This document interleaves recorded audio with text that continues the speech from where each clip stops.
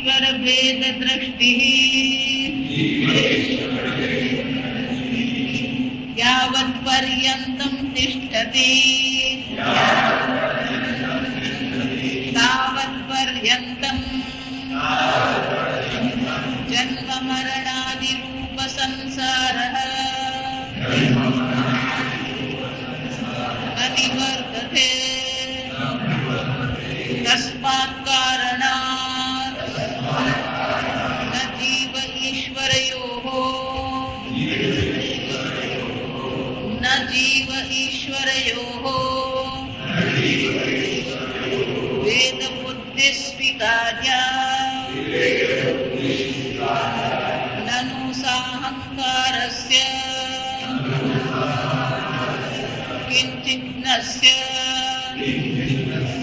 जीवस्य निरहंकारस्य सर्वज्ञस्य ईश्वरस्य तत्त्वमसीति महावाक्या कथम अभेद बुद्धिः स्यात् कथम अभेद बुद्धिः स्यात् उभयोः विरुद्ध धर्मा आक्रान्तत्वात् इति चेत् न स्थूल सूक्ष्म शरीराभिमानी त्वम्पदवाक्यार्थः उपाधि विनिर्मुक्तं समाधिदशा संपन्नं शुद्ध चैतन्यं त्वम्पदलक्ष्यार्थः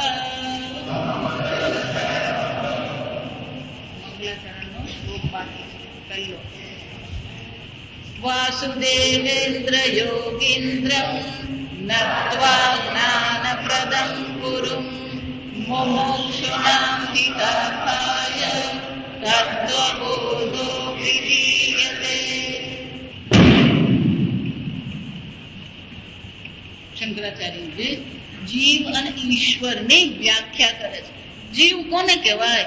એક સ્થૂળ શરીરમાં અહમ ભાવ કરીને જે બેઠો છે એ દેહ બુદ્ધિ વાળો જે છે એને જીવ કહેવામાં આવે. સ્થૂળ શરીર અભિમાની જીવ. એટલું જ નહીં, આ જીવ પોતાને દેહ માની કરો છે, પણ પોતાને દેહ માનવા ઉપરાંત હું ઈશ્વરથી ભિન્ન છું, હું આ જગતથી ભિન્ન છું, એ બુદ્ધિ ભેદ બુદ્ધિ પણ એનામાં છે. ભિન્નત્વેન જાનાતિ, ઈશ્વર અને જગતને પોતાનાથી એ ભિન્ન જાણે છે. પણ આ બધાના મૂળમાં શું છે? અવિદ્યા ઉપાધિ. પોતાના સાચા સ્વરૂપને ન જાણવાને કારણે જીવ પોતાને દેહ માની રહ્યો છે, આ સર્વથી પોતાને ભિન્ન માને છે. તો કે ઈશ્વર કોને કહેવાય? એટલે કે છે માયા ઉપાધિ સન ઈશ્વર. અવિદ્યા ઉપાધિને કારણે જીવ છે, એ જ રીતે માયા ઉપાધિથી ઈશ્વર છે. ગઈ વખત આપણે જો 18મો હાથ યાદ આવે છે, ભૂલી ગયા. આ માયા એટલે શું છે? તો કે ઈશ્વર શુદ્ધ ચૈતન્ય છે, નિર્વિકારી છે, નિષ્ક્રિય છે. તો એ આ જગતનું કારણ બની શકે કેવી રીતે? એટલે આ જગત કેવું છે? વિકારી છે, સાકાર છે, સાવયવ છે, અને ઈશ્વર સ્વરૂપથી નિર્વિકારી છે. જો સમજો, આ તર્ક બરાબર સમજી જાઓ. આ રેશમી કાપડ છે કે આ સુતરાવ કાપડ છે એવું જયારે આપણે કહીએ તો સુતરાવ કાપડ છે એનો શું થયું? એ રૂમાંથી બનેલું છે. તો કાર્યને જોઈને આપણે કારણનું અનુમાન કરી શકીએ. જાણી જાય તો કાર્ય કેવું છે એના પરથી નક્કી થાય કે એનું કારણ શું હોવું જોઈએ. આ જગત કેવું છે?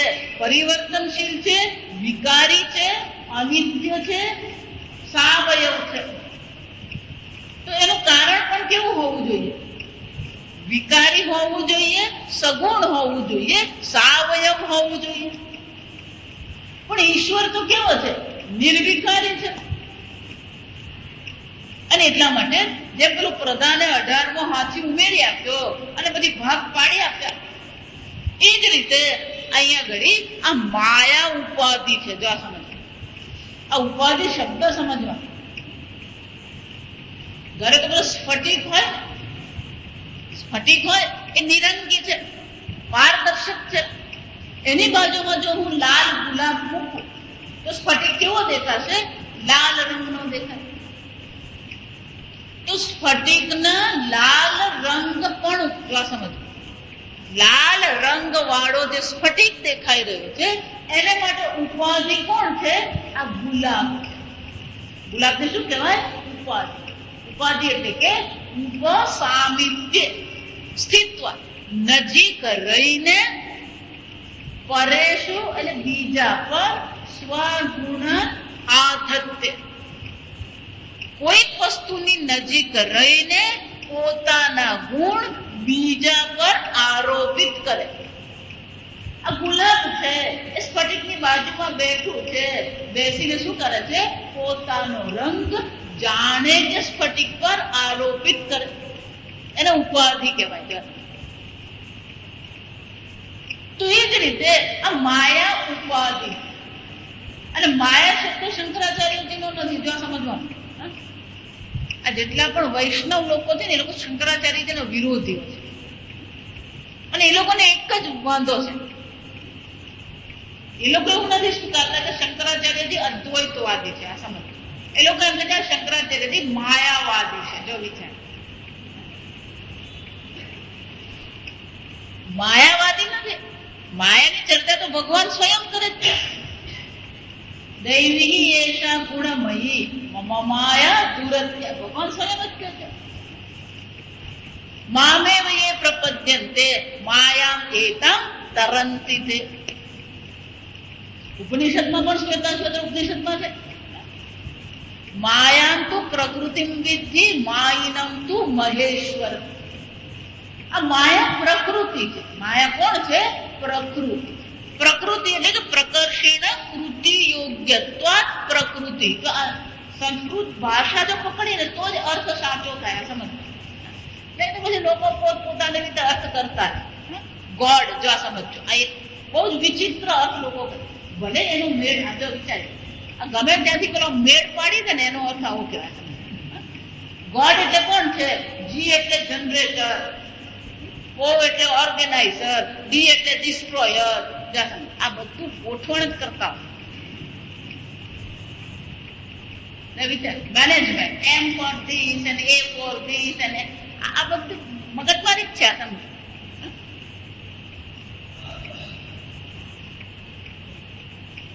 માયા એટલે યા સા માયા. જો સમજવાનું, પ્રકૃતિ કોને કહેવાય? પ્રકર્ષેણ કૃતિ યોગ્યત્વ. જો આ કૃતિ યોગ્યત્વ બહુ મજાની વસ્તુ. આ માયા છે એ પ્રકૃતિ છે. શ્વેતાશ્વતર ઉપનિષદમાં શું કીધું? આ માયા પ્રકૃતિ છે. પ્રકૃતિ કોને કહેવાય? શંકરાચાર્ય કહે છે કૃતિ યોગ્યત્વ. જો વિચાર, માટીમાંથી ઘડો બને, પાણીમાંથી ઘડો બને, હવામાંથી ઘડો બને, અગ્નિમાંથી ઘડો બને. ત્યાં તમે, આ બહુ સરસ છે ચર્ચા. એનો અર્થ શું થયું? માટીમાં ઘડો બનવાની યોગ્યતા. કૃતિ એટલે બનાવવું, રચના કરે. કૃતિ યોગ્યત્વ. આ રચના કરવાની યોગ્યતા માટીમાં છે, ચાંદીમાં છે, લોખંડમાં છે, સોનામાં છે, પણ અગ્નિ, જળ, વાયુમાં છે નહીં. એટલું જ નહીં, પ્રકર્ષેણ, પ્રકર્ષણ એટલે સારી રીતે રચના કરવાની યોગ્યતા એ દ્રવ્યમાં હોવી જોઈએ. જો એટલા માટે અન્ન કોને કહેવાય? બધું જ બ્રહ્મ છે. તો કાલથી કાંકરા ખાય, કારણ કે કાંકરા એ બ્રહ્મ જ છે. પણ શું છે? અન્ય યોગ્યતા કાંકરામાં નથી. જો આ સમજવાનું. તો મદ્રાસમાં એક ભાઈ છે, એ વર્ષોથી કાચ જ ખાય. પેલી તમારી તૂટેલી ટ્યુબલાઇટ હોય, તૂટેલા ગ્લાસ હોય, તૂટેલી ડીશ હોય, વર્ષોથી શું કરે છે? કાચમાં અન્નની યોગ્યતા છે નહીં, જો સમજો. એ જ રીતે આ માંસ મચ્છી અન્નની યોગ્યતા નથી, આ સમજો. ઔષધિભ્ય અન્ન, ઉપનિષદ શું કહે છે? ઔષધિભ્ય અન્ન. અન્નની યોગ્યતા ફક્ત ક્યાં ઘડી છે? વનસ્પતિ. એ જ રીતે રચના કરવાનું સામર્થ્ય, રચના કરવાની યોગ્યતા જેમાં છે એને માયા કહેવાય. માયાંતુ પ્રકૃતિ વિદ્ધિ. માયા સ્વયં બધું કરે છે. જે રીતે ગઈકાલે કીધું સાંખ્યવાદી શું કે છે?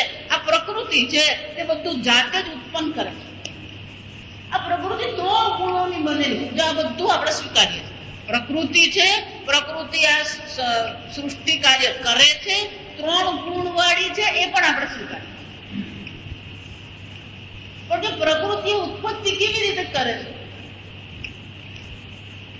કે પ્રકૃતિ પુરુષની મદદ વિના પોતે જ ઉત્પત્તિ કરે છે, એવું કે છે. તો પ્રકૃતિ કેવી છે? એ જડ છે. ગઈકાલે જ આપણે જોયું એમ કે કોઈ પણ ઉત્પત્તિ હોય એમાં જ્ઞાનની જરૂર પડે ને શક્તિની જરૂર પડે. જ્ઞાન અને શક્તિ ચેતનમાં હોય, જડમાં હોય નહીં. તો 3 ગુણ વાળી ત્રિગુણાત્મિકા માયા કહેવાય. તો ત્રિગુણાત્મિકા માયા તમે કેમ કીધું? કારણ કે આ જગતમાં 3 ગુણ જોવા મળે છે અને કાર્યને જોઈને આપણે કોનું અનુમાન કરી શકીએ? કારણનું અનુમાન. કાર્યમાં 3 ગુણ સત્વ, રજ અને તમ જોવા મળે છે, તો કારણમાં પણ શું હોવું જોઈએ? 3 ગુણ હોવા જોઈએ. એટલે આપણે માયાની બીજી વ્યાખ્યા શું છે? કાર્યાનુમેય માયા. કાર્ય પરથી જેનું અનુમાન કરી શકાય એને માયા કહેવામાં. કે માયાનું સ્વરૂપ શું છે? યામાં સા માયા. માં એટલે ના, આપણે કહીએ ને માં વગર તું બોલતો જ નહીં. એટલે યા જે છે જ નહીં અને છતાં દેખાઈ રહી છે એને શું કહેવાય? માયા. સમજ.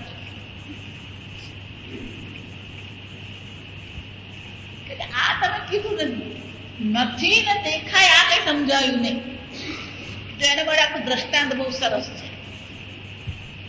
આકાશ ગુરુ છે કે દેખાય છે? સૂર્યોદય થાય છે કે સૂર્યોદય દેખાય છે? દેખાય. આને કહેવાય માયા. આને શું કહેવાય? એ દેખાય ખરી. વિચારમ ન સહતે. એ વિચાર સહન નહીં કરી શકે. જ્યાં એને છે કે નથી એવું પુરવાર કરવા જાવ તો માયા શું થઈ જાય? ગાયબ થઈ જાય. આ માયા માટે સ્વામીજી બહુ સરસ મજાનું દ્રષ્ટાંત વર્ષો પહેલા આપતા. અત્યારે સ્વામીજી એવું વાપરતા નથી. એ દ્રષ્ટાંત બહુ લાંબી વાર્તા કરે, બરાબર વર્ણન કરે. માયા કેવી છે? તો કે એના પર વિચાર કરવા જાવ ને, વિશ્લેષણ કરવા જાવ તો ગાયબ થઈ જાય.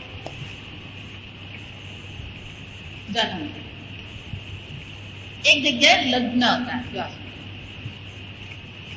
લગ્નમાં પેલા જાનવાળા ગયા, જાનનો ઉતારો થયો. પછી ત્યાં એક ભાઈ ત્યાં પહોંચી ગયો. આજે આજકાલ છે ને આ બધા લગ્નમાં કોણ આવે કોણ જાય કશી ખબર પડે નહીં આપણને. સમજ. એટલે એક ભાઈ હતો પોતે ચોર, પણ બરાબર આમ સૂટ બૂટ પહેરીને ફસલા તૈયાર થઈને ગયો. પછી પેલા જાનવાળાને ત્યાં ગયો. વાત કરવામાં એટલા હોશિયાર હોય ને, ઘર ભૂલાને આપણે કહીએ ને આપણી પસંદ બાટલામાં ઉતારી દે. એટલે એ તો તૈયાર થઈને ગયો. એટલે સામાન્ય લોકો ને એ લોકોને એમ કે હું તો એને મામા દીકરાનો દીકરો છું ને આમ છે ને પેલો ઓળખાણ આપે. એટલે જાનૈયા બધા હતા, બધા ઓળખે ને કુટુંબીઓને. એટલે એને હશે કોઈ કુટુંબી એમનું. પછી બધા સાથે વાતો કરે ને ખાધું બેસીને ને ગપ્પાઈ મારે બધું જ કર્યું. પછી થોડીક વાર થાય ને પેલું જ્યાં ઉતારો થાય પછી આમ જાન જવાની તૈયારી. એટલે પછી જાનમાંથી નીકળીને એક દીકરી વાળાના પક્ષમાં જતો. ત્યાં જઈને એને એમ કીધું કે હું આમનો સગો છું, જા બરાબર સમજ. અને પછી ત્યાં એને બરાબર એની વાતો ચાલી. જાનૈયાનો એમ કે આ આપણા દીકરા વાળાનો એટલે કે છોકરાનો સગો છે. છોકરી વાળાને ત્યાં કહેતા એને શું કીધું, આ લોકોનો છે. પછી પેલા પાસે ગયો અને પછી એને પેલા છોકરીનો મિત્ર મંડળ હોય, સગાવાલા હોય, એ લોકો સાથે વાતો કરે. પછી કે એક મૂંઝવણ છે. કે શું મૂંઝવણ છે? કે હવે બધાને કહેવાયું નથી ને એમ કે આપણે એમને પણ હું કેવી રીતે કહું કે મારા તો મોટા ભાઈ થાય ને એમની આગળ મોડું કેમ ખોલું? એટલે પેલા બીજા બધાને એમ થયું કે આ તો કઈ બહુ ઓળખીતો માણસ લાગે છે, આપણે નહીં મળ્યા હોય પણ એમનો હશે. પણ વાત શું છે કે છોકરા વાળાએ 50,000 રોકડા મંગાવ્યા. પેલા વિચારમાં પડી ગયા છોકરીઓ વાળા કે આ તો લગ્ન અટકી પડે તેવી હાલત આવીને ઉભી રહી ગઈ. જાને આવીને ઉભી રહી ગઈ છે અને હવે વાત આવી શું છે, છોકરા વાળાએ 50,000 મંગાવ્યા. એટલે પછી એક જગ્યાએ પેલી બીજી જગ્યાએ વાત છે, બીજી જગ્યાએ ત્રીજી જગ્યાએ છેવટે પેલા વેવાઈ કાને વાત પહોંચી. સામે વાળાના વિવાહે આપણા સગાને બોલાવીને કીધું કે 50,000 આપવા, પણ જાહેર કરવાનું નહીં. એટલે તમે એ ભાઈને 50 આપો તો એ ભાઈ જઈને ત્યાં આપી આવશે વિવાહ. પેલા ભાઈ વિચારે કે મારે ને એમને તો વેવાઈને અમારા મિત્રો છે ને બેસીને વાત હતા. 50,000 એમને જોઈતા મને સામેથી કહી દે કે આ વાયા કરે. એટલે એમને પેલું શંકા ગઈ. પછી એમ થયું કે હવે છોકરીના લગ્ન છે, બગાડવાના તો છે નહીં છોકરીના લગ્ન. જો વિચાર એટલે એમને એમ થયું કોણ છે ભાઈ. એટલે કીધું કે એમને હું કીધું કે ભાઈ આ ખાનગીમાં કરવાનું છે એટલે તમે મને 50 આપો ને તો એને આપી દઉં, એ જઈને વેવાઈને આપી આપે. એટલે એમણે બિચારે 50 કાઢીને આપી દીધું. એમાં પેલા ભાઈને આપે અને કીધું તમે હવે ચિંતા નહીં કરો, હું 50 પહોંચાડી દઈશ, તમે શાંતિથી બધું લગ્ન ને બધું તમારી વિધિ શરૂ કરી. આ બધી વિધિ શરૂ થઈ. પછી પેલા વેવાઈ ભેગા બેસે પછી વાતો કરતા હોય. એટલે વાતોમાં છોકરી વાળા બોલ્યા તમને મોકલ્યું હતું મળી ગયું ને? ત્યાં સમજ પેલા વિચારે કે શું મોકલ્યું, શું મોકલ્યું, મને તો કશું મળ્યું. આના કેમ તમે તો કેમ હવે એ બધાની વચ્ચે વાતો થાય નહીં. જો એટલે કે કામ કરો આપણે જરાક બાજુએ જઈને વાતો કરીએ. એટલે બાજુએ જઈને એક ભાઈ આવ્યા ને એમણે કીધું કે તમારા સગા છે ને એમણે તમને શું કીધું કે 50,000 રૂપિયા તમે મંગાવ્યા એટલે મેં મોકલી આપ્યા, તમને નહીં મળ્યું. જવા સમજ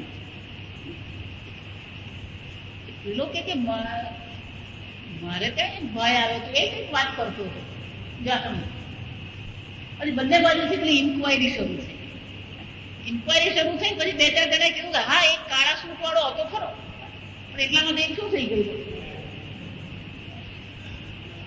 વિચારો ન સહજ. જ્યાં ઇન્કવાયરી શરૂ કરી તો શું થઈ ગયું, આને માયા કહેવાય. આને શું કહેવાય? જ્યાં સુધી તમે એના પર વિચાર કરો નહીં, વિવેક કરો નહીં, ત્યાં સુધી માયા તમને હેરાન કરે. પણ એક વાર માયા શું છે એના પર જો વિચાર શરૂ કરી દો, આ માયા કોણ છે, તરત માયા શું થઈ જાય? ગાય. તમારે ભગવાન એ જ કે માયા અધ્યક્ષેણ પ્રકૃતિ સૂયતે સચરાચર. અર્જુન આ પ્રકૃતિ સ્વતંત્ર રીતે કશું કરી શકે એમ નથી, જડ છે. માયા અધ્યક્ષેણ મારી અધ્યક્ષતામાં, મારી હાજરીમાં, મારા સાનિધ્યમાં આ પ્રકૃતિ શું કરે છે? સંપૂર્ણ જગતની ઉત્પત્તિ કરે છે. એનો શું થયો? એ મને આધીન છે, સ્વતંત્ર નથી. પણ એ માયા કેવી છે? દૈવી છે અર્જુન. એટલે તું સીધો જ એનો સામનો કરવા ગયો તો એ તને પછાડ્યા વગર રહે નહીં. પેલો 50,000 ગુમાવે, સીધો સામનો નહીં કર્યો. જો સમજ એ ભાઈએ જો સીધું જ કીધું કે ભાઈને પડવા દો મને, સીધી જો વાત કરી લીધી હોત તો ભાંડો ફૂટી ગયો હોત. પણ આપણે બાપાને ચિંતા હોય મારા પોરીનું શું થાય ત્યાં એમાં આપણને 50 જાતની ચિંતાઓ. વેદાંત ભણીએ ને પછી એમ કહે ને કે આ બધું મિથ્યા છે. તમારા પોયરાનું કેમ આમ ખોડામાં બેઠો હોય વાલો લાગે. શું કહેવાય?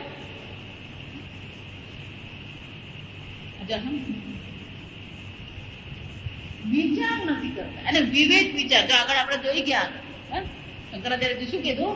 સાધન ચતુર્થઈમાં પહેલું શું છે? આ વિવેક વિચાર. જ્યાં તમે વિવેક કરવા માંડો, વિવેક તમારો જાગૃત થઈ જાય, નિત્ય ને અનિત્ય ને સમજવા માંડો, આ માયા તત્કાળ શું થઈ જાય? ગાયબ થઈ જાય. કે શક્ય જ નથી. જો તમે એટલે માટે માયા માટે આજે આ ભગવાનને પેલા પંચાક્ષર સ્તોત્ર છે, જાત જાતના સ્તોત્ર, સાધન પંચકમ, એને એક મહાત્માએ માયા પંચકમ લખેલું. બહુ મજા નથી. એ માયા પંચકમાં 5 શ્લોક છે, પણ બહુ મજા નથી. ક્યારેક વખત પડશે શિબિરમાં આવીશું ને કરીશું, મજા નથી. એમાં કઈ બહુ આમ મગજ કસવાનું નથી. પણ માયા કોને કહેવાય? એને શું છે? માયા પંચકમ. સામાન્ય રીતે આ ભગવાનના સ્તોત્ર હોય ને એમાં પેલું છેલ્લું વાક્ય સરખું જ હોય, એક જ સમાન. એમાં માયા પંચકમમાં પણ જે છેલ્લું વાક્ય છે ને એકનું એક જ છે. જો આ સમજ છે તો કે શું છે? આ માયા કોને કહેવાય? અઘટિત ઘટના પટીયસી માયા. અઘટિત અશક્ય વસ્તુને પણ જે શક્ય બનાવી આપે એને શું કહેવાય? માયા કહેવાય. કેમ તમે આવું કહો છો? જો હવે શરૂઆતની ચર્ચા કરે, ઈશ્વર નિર્વિકારી છે. ઈશ્વર કોણ છે? નિર્વિકારી છે, નિત્ય છે. અને આ જગત વિકારી છે, સાવયવ છે. આ જગત ઈશ્વર માંથી બન્યું એવું શક્ય જ કેવી રીતે બને? કોને કારણે શક્ય બન્યું? આ માયાને કારણે. અશક્યને પણ શું કરી આપે? એ શક્ય બનાવી આપે. પટીયસી આવી કુશળ છે. પટીયસી એટલે શું છે? અશક્યને પણ શક્ય બનાવવાની કુશળતા જેનામાં છે એને શું કહેવામાં આવે? આ માયા કહેવાય. જો વિચાર એટલા માટે જ કહો, તમે વેદાંત તો ખરેખર સિન્સિયરલી ભણો ને તો આપણને ખબર પડે કે આ બધી વસ્તુઓ કઈ શક્ય જ નથી. બ્રહ્મસૂત્રમાં પહેલું જ વાક્ય શંકરાચાર્યજી અશક્યતાને પ્રગટ કરે. જો વિચાર, જો તમને અશક્યતા બતાવો, ફક્ત એક જ અશક્યતા એમ નહીં. જો વિચાર, તમે ચેતન છો કે જડ છો? કોઈ પણ વ્યક્તિ એમ કહી શકે હું જડ છું? કોઈ પણ વ્યક્તિ એવું કહી શકે હું નથી? તમે નથી એવું નથી કહી શકતા. એનો શું થયો? તમે છો, તમે સત સ્વરૂપ છો. ક્યારેય પોતાના અભાવનો અનુભવ તમને થઈ શકે? હું નથી એવો અનુભવ થઈ શકે નહીં. તમે સત સ્વરૂપ છો, તમે ચિત્ત સ્વરૂપ છો. અને એ ચૈતન્ય કેવું છે? તમે છો કોને કારણે? પત્નીને કારણે? વલસાડને કારણે? ઊંધિયાને કારણે? તમારું અસ્તિત્વ કેવું છે? સ્વતંત્ર છે, સ્વતઃસિદ્ધ છે. સિદ્ધ કરવું પડે. તમે સ્વતઃસિદ્ધ, સ્વપ્રકાશ, સ્વતંત્ર ચૈતન્ય છો. જો તમે સ્વતઃસિદ્ધ, સ્વપ્રકાશ ચૈતન્ય છો તો જીવ કેવી રીતે બની ગયો? અને વિચાર, અત્યારે જે તમે દુઃખી થઈ રહ્યા છો કોને કારણે દુઃખી થઈ રહ્યા છો? હું જીવ છું, હું શરીર છું, હું માં છું, હું પિતા છું, હું ભાઈ છું, હું બેન છું. ત્યાં સમજો, આ બધા સંબંધોમાં 2-4 સંબંધોમાં ગરબડ હોય જ. કોઈ એવું કહી જ નહીં શકે બધું બરાબર જ ચાલે. કોઈના બધા સંબંધો શું છે? એક સરખા હોય જ. વિચાર, અને થોડુંક આપણે નસીબમાં લખાવીને આવેલા હોય એટલે બધી સ્વીકારી લેવું કે આ સંબંધમાં શું છે? આપણું નસીબ વાંકું જ છે. એમાં બહુ માથાકૂટ કરવાનું નહીં. વિચાર, પણ તમે જીવ છો એ વસ્તુ જ અશક્ય છે. તમે સ્વતઃસિદ્ધ, સ્વપ્રકાશ ચૈતન્ય છો. તમારા અસ્તિત્વનો અભાવ ક્યારેય થતો જ નથી. અને છતાં પણ સંપૂર્ણ વિશ્વને ભય હોય તો શાનો ભય છે? મૃત્યુ મૃત્યુનો ભય છે. બધું મૃત્યુનો ભય, દુઃખ, અજ્ઞાન, આ બધી વસ્તુ ચૈતન્યની દ્રષ્ટિએ શક્ય છે. છતાં પણ અત્યારે બધાનો અનુભવ તો શું છે? હું દુઃખી છું, હું મર્ત્ય છું, હું અજ્ઞાની છું. આ બધું કોને કારણે છે? અઘટિત ઘટના પટીયસી માયા. અશક્યને પણ માયાએ શું કરી દીધું? શક્ય બનાવ્યું. વિચાર 13મો અધ્યાય આપણે જોયું ત્યારે બહુ વિસ્તારથી જોયું કે તમે ક્ષેત્રજ્ઞ ચૈતન્ય છો જે ઈશ્વર છે. મને તો અનુભવ થતો જ નથી હું ઈશ્વર છું. કદાચ નામ ઈશ્વર લાલ હોય ત્યાં સુધી.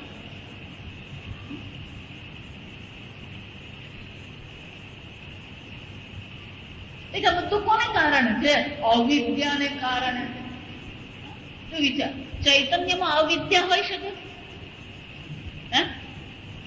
શંકરાચાર્ય એટલા માટે કહે છે તમ પ્રકાશવદ વિરુદ્ધ સ્વભાવયો યુષ્મદી અસ્મદ પ્રત્યયો. અંધકાર અને પ્રકાશ બે સાથે રહી શકે? તો ચૈતન્ય અને અવિદ્યા બે ભેગા રહી શકે? છતાં આપણો તો અનુભવ શું છે? હું અજ્ઞાની છું. આ બધો કોનો ખેલ છે? આ માયા દેવીનો. માયા પંચકમાં શું કે છે? જે અશક્ય છે ને બધું જ શક્ય બનાવ્યા.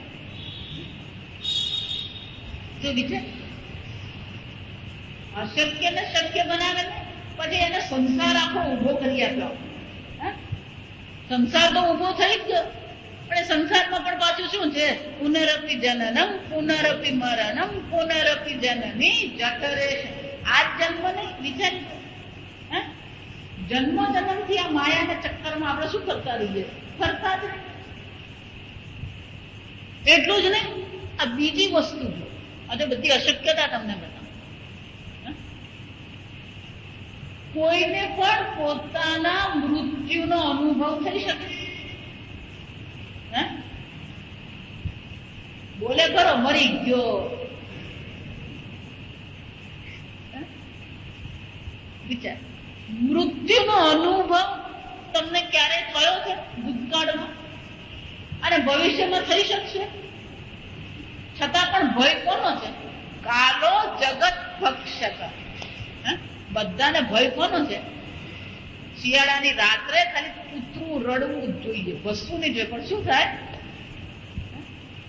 આ ગામડામાં ખાસ હોય, શેરીનું કૂતરું હોય એ બિચારું ઠંડીથી થથરતું હોય, બીજું કશું હોય નહીં. જો આ સમજ અને બિચારું ઠંડીથી પછી શું કરે? ઠંડીને કારણે રડે. અને આપણે શું માનીએ? મારી દાદી મને કહેતા, શું કહેતા? જો આ વિચાર, આ બધામાં દાદી આવે. આ વિચાર, દાદા નહીં આવે, કોણ આવે? શું કહેતા દાદા? કૂતરું રડે ને, આ કૂતરાને છે ને યમદૂત દેખાય.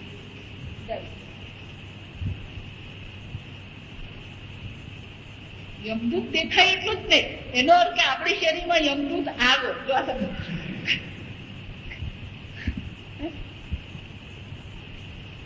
આવ્યો એટલું જ નહીં. આ 5મા ઘેર 5 મહિનાથી ખાટલા. આપણે શું માનીએ?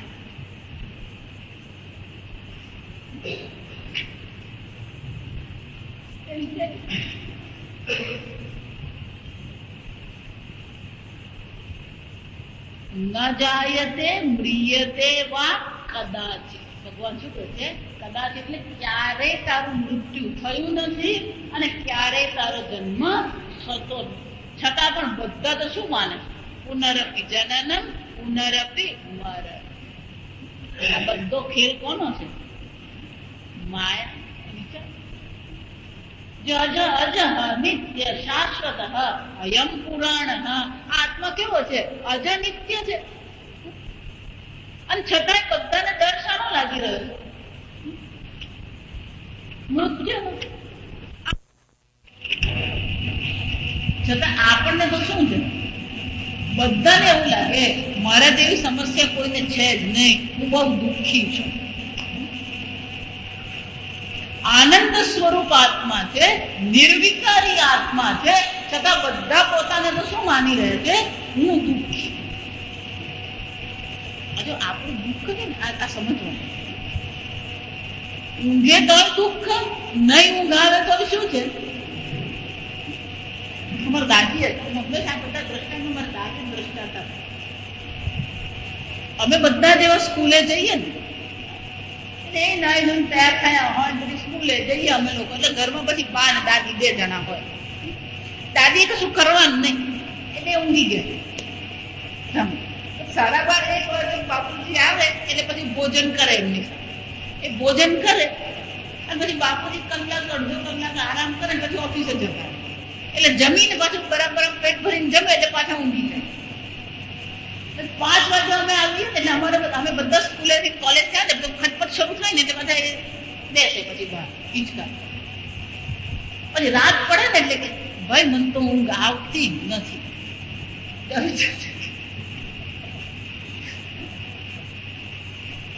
બાને નહીં કહેજો આપણે કારણ કે ખબર કે બા કોણ છે સાક્ષી. એટલે બધી બાપુજી એવું કે બાને ઊંઘ નથી આવતી, એક કામ કરતા ડોક્ટર બોલે કે બા પછી આખો દાડો ઊંઘતા હોય પછી રાત પડે કાથી ઊંઘ આવવાની. ઊંઘ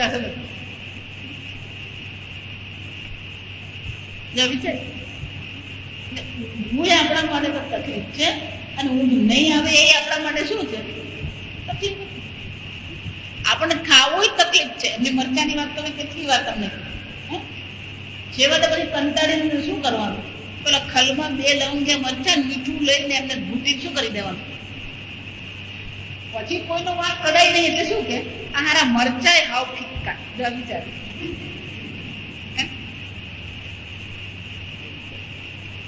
એનો શું આપણે આ જગતમાં દુઃખી થવાના અનેક કારણ મળતા. વયસ્થાન સહસ્રાણી શોક સ્થાની શતાની ચ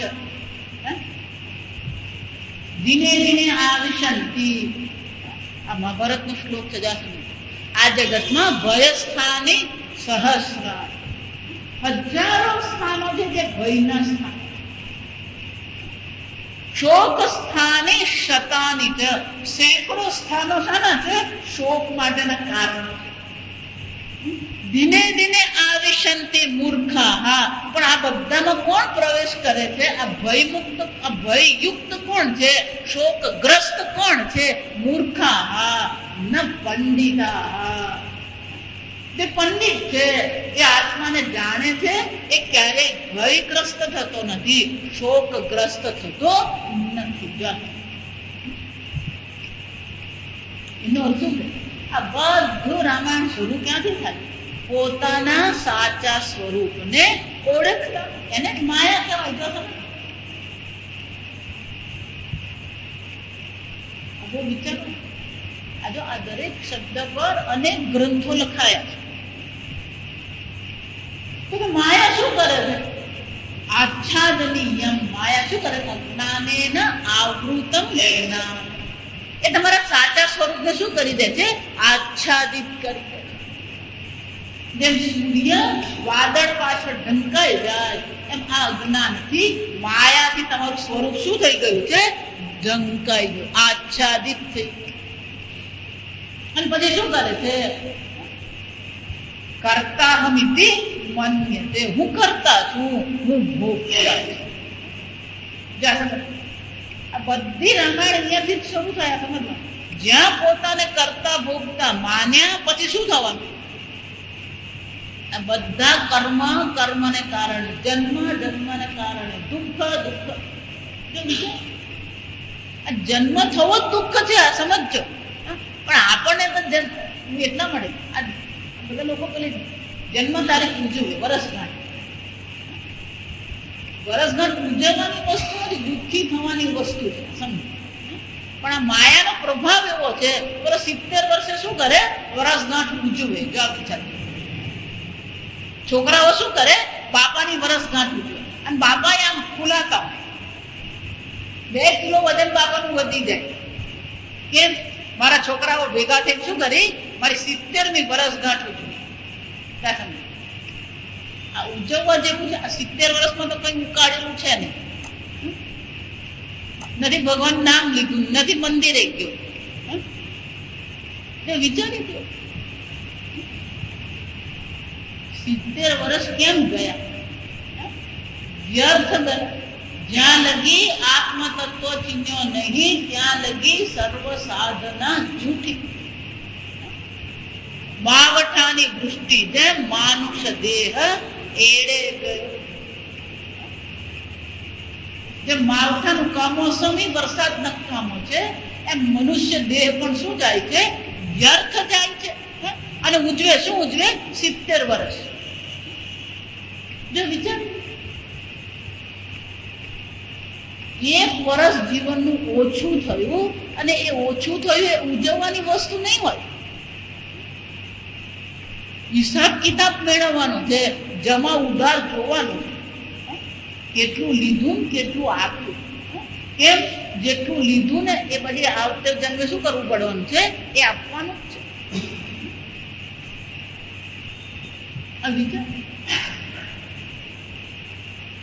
આ બધા ચક્કરમાં આપણે પડેલા રહીએ. કોને કારણે?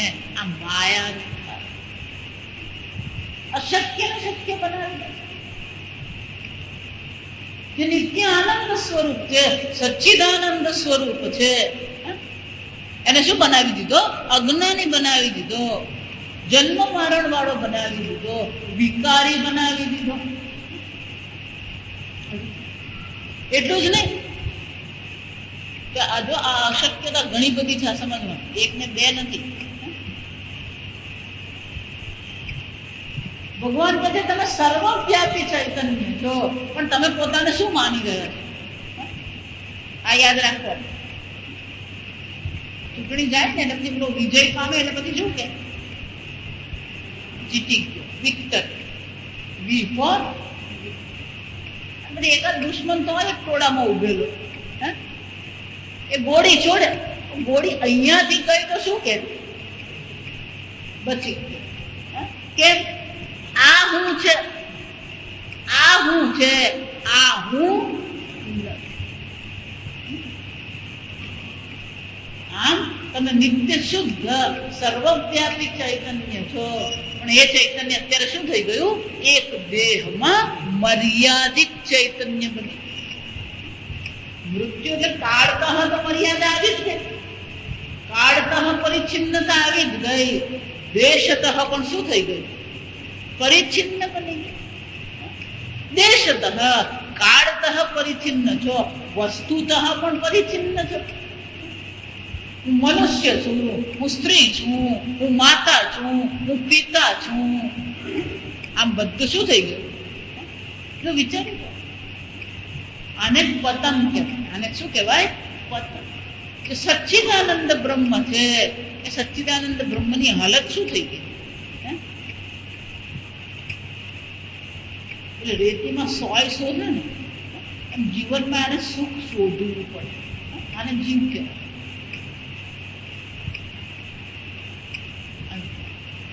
બધી કોને કારણ છે?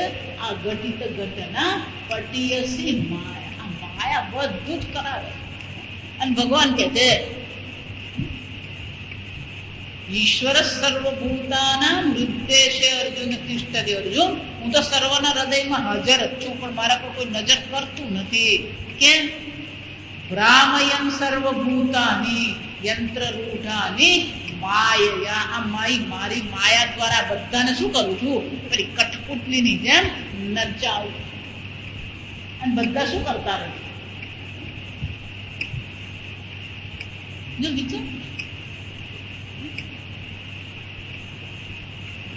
અને ઉપાધિ કહેવાય. જો સ્ફટિક નો કોઈ રંગ નથી, પણ ઉપાધિને કારણે શું થાય છે? બધું જ પછી દેખાય. એમ તમે નિર્ગુણ નિરાકાર છો, અનાદિત્વાદ નિર્ગુણત્વાદ. તમે અનાદિ છો, નિર્ગુણ છો, પણ અત્યારે શું બની ગયા? સગુણ બની ગયા. નિર્દોષમ હિ સમમ બ્રહ્મ. કોઈ દોષ તમારામાં છે? તમે નિર્ગુણ નિર્દોષ ચૈતન્ય સ્વરૂપ આત્મા છો.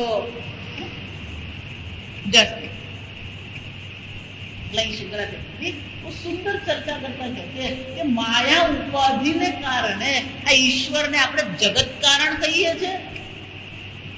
એક માયા ઉપાધિ જેને અજ્ઞાન કહેવામાં આવે,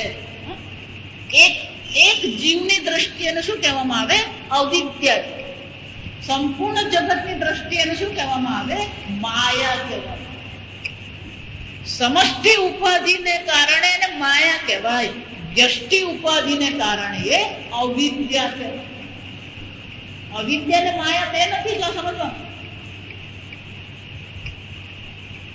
એક વ્યક્તિગત ઉપાધિને કારણે એને માયા અવિદ્યા કહેવામાં આવે. અને જ્યાં સુધી અવિદ્યા એવી બેઠી છે ત્યાં સુધી શું થવાનું? આ જીવ શોકગ્રસ્ત થતો જ રહે. પણ એ ઉપાધિ છે, ઉપાધિ છે એનો શું થયો? એનું સ્વરૂપ નથી. જેમ સ્ફટિકમાં લાલ રંગ ગુલાબની ઉપાધિથી છે, એમ જીવ ભાવ જેને કહીએ, ઈશ્વર ભાવ જેને કહીએ, જગતનું કારણ જેને આપણે કહીએ, એ બધું કોને કારણે છે? આ ઉપાધિને કારણે.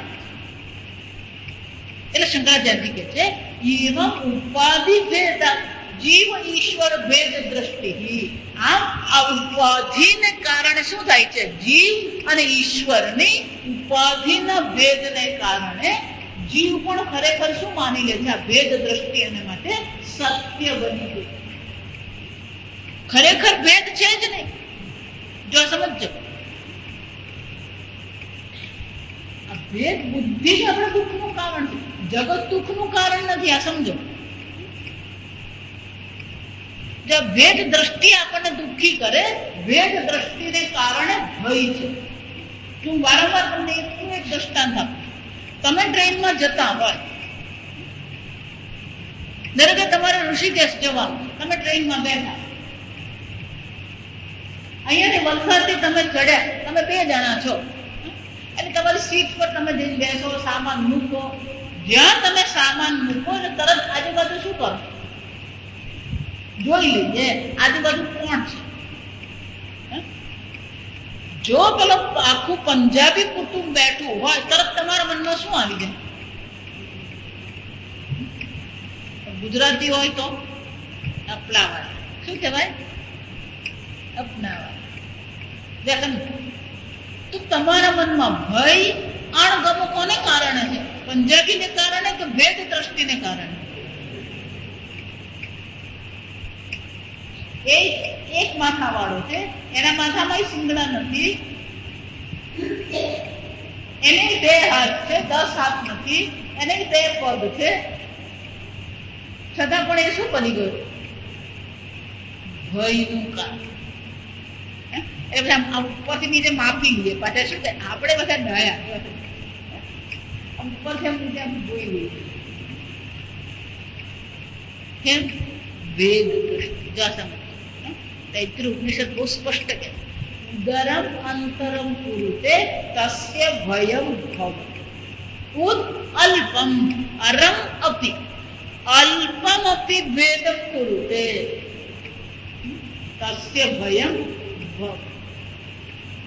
ભેદ બુદ્ધિ કરી તો ભય થયા વગર રહેતો નથી. અને જ્યાં અભેદ બુદ્ધિ થઈ ગઈ ત્યાં દુઃખ નામની વસ્તુ રહેતી નથી. અમેરિકા જઈએ, સમજો એક દ્રષ્ટાંત. અહીંયા પેલો પંજાબીને જોઈએ ને તો ભય થઈ ગયા. પણ ન્યુયોર્ક ફરવા ગયા હોય, ન્યુયોર્કની શેરીમાં આપણે ફરતા હોઈએ, આ બધા પેલા ગોરા લોકોને જોતા હોય, એમાં જો કોઈ પંજાબી સામેથી આવતો દેખાય તો શું થઈ જાય?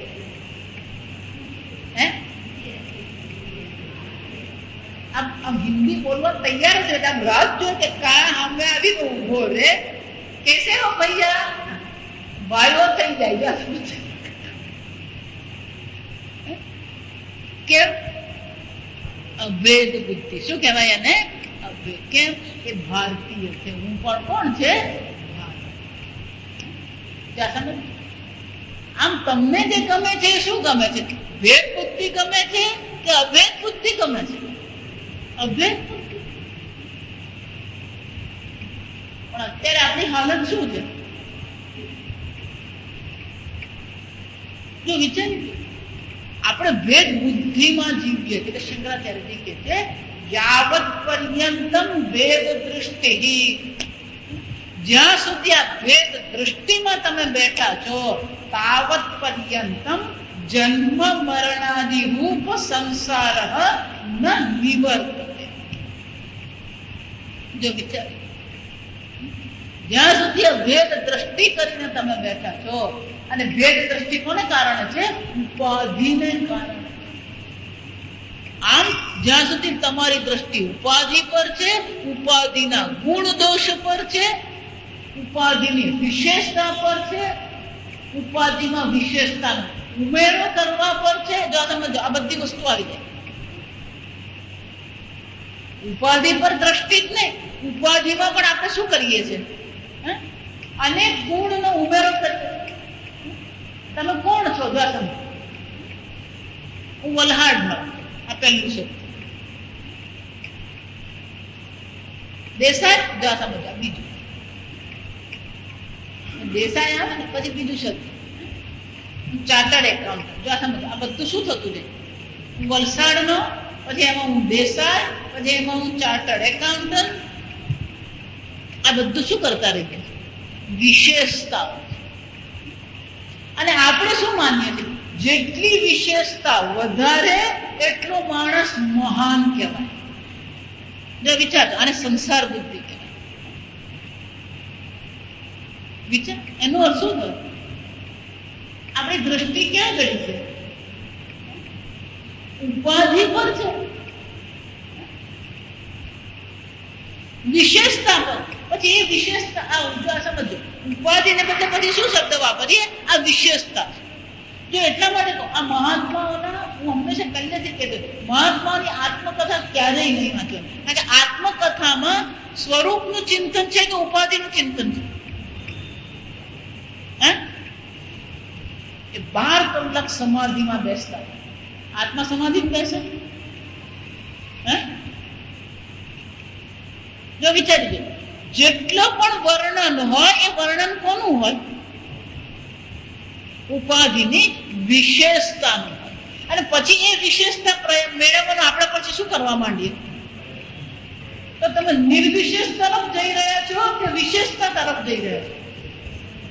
અને જો તમે વિશેષતા તરફ જઈ રહ્યા છો તો તમે બ્રહ્મ જ્ઞાન તરફ જઈ રહ્યા છો કે બ્રહ્મ જ્ઞાનથી દૂર જઈ રહ્યા છો? અંગ્રેજીમાં એના માટે બહુ સરસ કહે, one more feather in my head, એવું કહેવાય. ટોપીમાં એક પીછું વધારે ઉમેર્યા. જો સમજો, મહાત્માના પણ જેટલા વખાણ થાય એ બધા વખાણ પણ કોના વખાણ છે? મહાત્માના છે. મહાત્માના જ્ઞાનના છે કે ઉપાધિના છે? તો વિચારી દો. અને એટલે શંકરાચાર્ય કહે છે, જ્યાં સુધી તમારી દ્રષ્ટિ ઉપાધિ પર છે ત્યાં સુધી ભેદ દ્રષ્ટિની નિવૃત્તિ થવાની નથી. એટલે ભેદ, ઉપાધિમાં તો અનેકતા છે જ, વિશેષતા છે, દોષ છે, ગુણ છે. અને જો ભેદ બુદ્ધિ રહેશે તો જન્મ મરણ રૂપ સંસારની નિવૃત્તિ કરવી અશક્ય. એટલા માટે ગીતામાં ભગવાન ધીમે ધીમે આપણને નિર્વિશેષતા તરફ લઈ જાય. 13મા અધ્યાયમાં પછી આપણને ભગવાન શું કરે છે?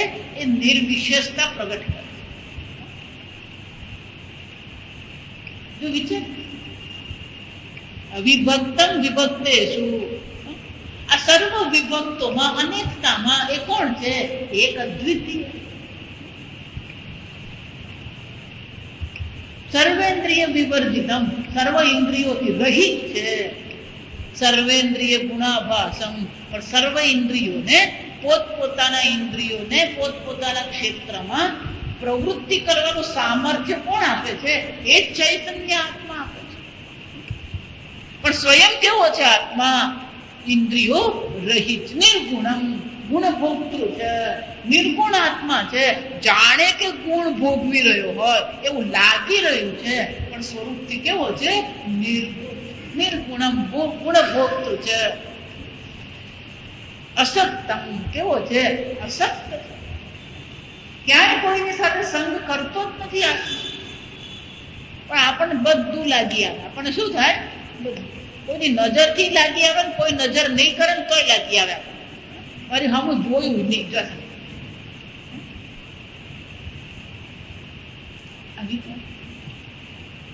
આમ શંકરાચાર્યજી કહે છે, જો તમારી દ્રષ્ટિ વિશેષતા પર છે તો ભેદ દ્રષ્ટિની નિવૃત્તિ કરવી અશક્ય છે.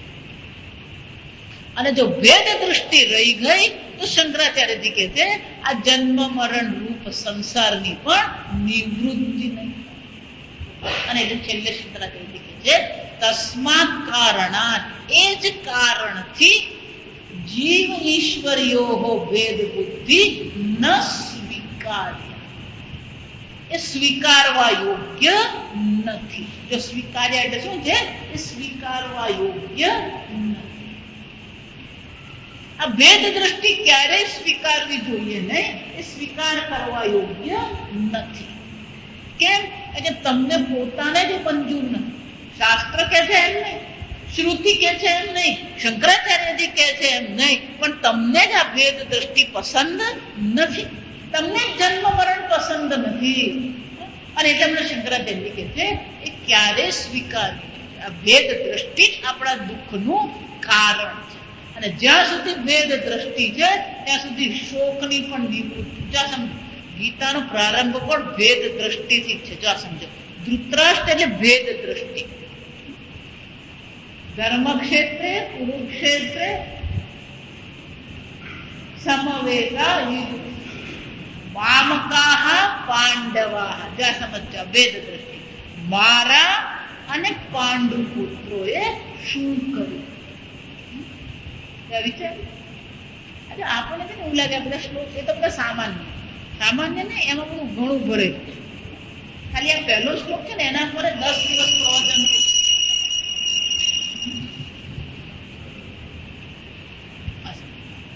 ભેદ ધૃતરાષ્ટ્ર એટલે શું છે? ભેદ દ્રષ્ટિ. અને જ્યાં ભેદ દ્રષ્ટિ હોય ને ત્યાં અંધપણું. ભેદ દ્રષ્ટિ એટલે શું છે?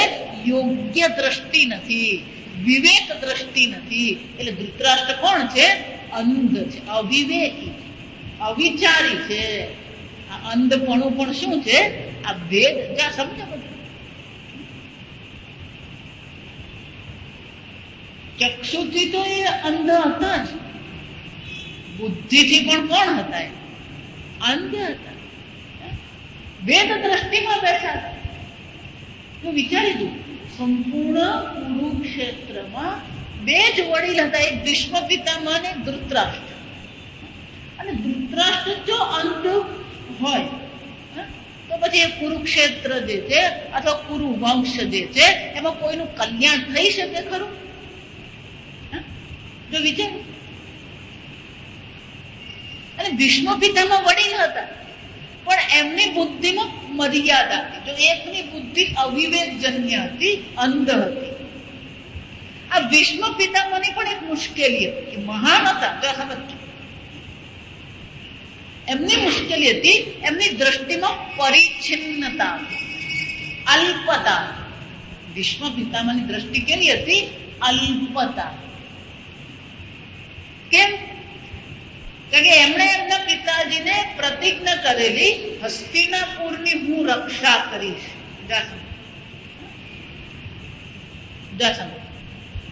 તમે પ્રતિજ્ઞા કરી બરાબર છે, પણ જયારે ધર્મ ને અધર્મનો પ્રશ્ન આવે ત્યારે હસ્તિનાપુર શું બનવું જોઈએ? ગૌણ બનવું જોઈએ. પણ છતાં પણ એ બેઠા કોના પક્ષમાં? અધર્મ. કેમ? એમની બુદ્ધિની અલ્પતાને. એક બુદ્ધિથી અંધ હતા અને બીજી બુદ્ધિથી કોણ હતા? અલ્પતા. આ બે નહીં હોત તો મહાભારત થવાનો કોઈ પ્રશ્ન ઉભો થાત નહીં. જો આપણે એમ માનીએ કે દ્રૌપદીને કારણે છે. કેમ? દ્રૌપદી શું બોલેલી? આંધળાના પુત્રો આંધળા. દ્રૌપદી નહીં, એના કરતા વધારે મોટું કારણ તો આ બે હતા. જો મામકાહ પાંડવાશ્ચ. બે બુદ્ધિ. જો આમ ગીતાનો પ્રારંભ ભેદ બુદ્ધિથી છે. અને જ્યાં ભેદ બુદ્ધિ હોય, શોક સંવિઘ્ન માનસ, શોક થયા વગર રહે. અને છેવટે ભગવાન અંતમાં કહે છે સર્વત્ર સમદર્શન, સર્વત્ર એ સમ બ્રહ્મના દર્શન. સમ એટલે ઇક્વલ નહીં, આ સમજવાનું. સમ એટલે બ્રહ્મનું નામ છે સમ. સર્વમાં એક અદ્વિતીય બ્રહ્મ છે. સર્વત્ર સમદર્શન, સર્વત્ર બ્રહ્મ દર્શન. એક અદ્વિતીય બ્રહ્મના દર્શન જ્યાં છે ત્યાં શોક નામની વસ્તુ, જન્મ મરણ નામની વસ્તુ રહી શકે એમ છે. અને એટલે શંકરાચાર્યજી કહે છે ભલે આપણે ભેદ દ્રષ્ટિમાં બેઠા છીએ, ભલે આપણને ભેદ દ્રષ્ટિ સત્ય લાગે છે, પણ પહેલું પગલું એ કરીએ કે એને સ્વીકારીએ નહીં. આપણે સમજીએ કે ભેદ દ્રષ્ટિ સ્વીકારવા યોગ્ય નથી. પહેલું આટલું તો કરવું કે ભેદ બુદ્ધિ શું છે? સ્વીકારવા યોગ્ય નથી. પણ કે અમારો અનુભવ તો ભેદ બુદ્ધિનો જ છે, તો કરવું શું? તો એટલે હવે કાલે આપણે જોઈશું કે હવે પછી આ ભેદ દ્રષ્ટિની ચર્ચા. શંકરાચાર્યજી ભલે કહી દીધું કે ભેદ દ્રષ્ટિ સ્વીકાર્ય નથી, પણ ઉપરથી નીચે જ્યાં સુધી જોઈએ ત્યાં સુધી બધું શું છે? આ ભેદ દ્રષ્ટિ. અને જો ભેદ દ્રષ્ટિ આપણો અનુભવ હોય તો પછી એનું વિરુદ્ધ કેવી રીતે કહી શકાય કે બધું અભેદ છે? એ સમજાવવા માટે શંકરાચાર્યજી હવે આગળ આપણને સમજાવશે કે ભેદ દ્રષ્ટિ આપણો અનુભવ છે. તો એટલા માટે હંમેશા કહું આ અનુભવને બહુ મહત્વ આપવાનું નહીં. આ સમજ એટલે તમારો અનુભવ નકામો છે. કેટલી વાર આપણે અનુભવમાંથી પસાર થયા, માર ખાધો તોય પાછા શું કરતા રહીએ? ડોક્ટરે કીધું કે મીઠાઈ નહીં ખાવાની, એમાં ડોક્ટરનો કઈ મતલબ નથી, મતલબ તમારો જ છે. જો આ સમજ છે. અને છતાંય આપણે શું કરતા રહીએ? લગ્નમાં ગયા હોય, પેલા ગુલાબજાંબુ સામે પડેલા હોય એટલે શું કરતા? કઈ નહીં, હવે બે ચાર ખાઈ લે. આમ પોતે જ પોતાને કે પેલા રેંગણ હતા ને, લઉં બે ચાર રેંગણ, એના જેવું છે આ બધું. એ શું નામ હતું? હા, દલાતર.